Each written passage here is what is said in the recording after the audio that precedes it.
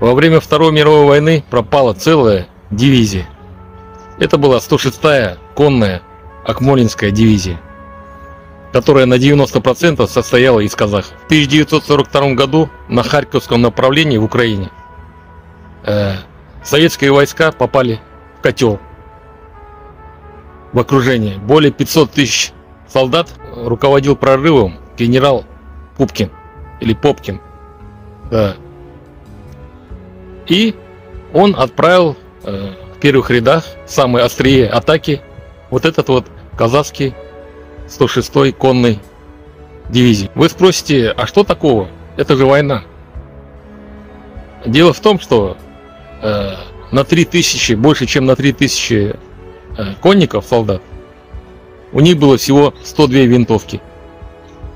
Никаких там автоматов, пистолетов не было вообще.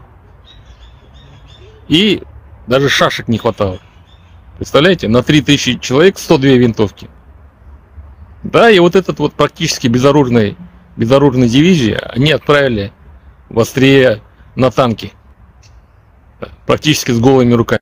В Украине в то время уже было жарко, а Акмолинский полк, который прибыл, он еще был в зимней одежде. Представляете, в валенках, в тулупах. Их даже не переодели. И вот они в таком состоянии, с шашками наголо, шли в атаку на танки.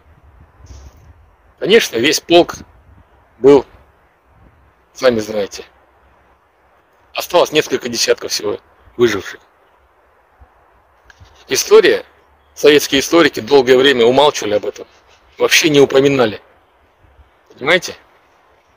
Подвиг этой дивизии хотели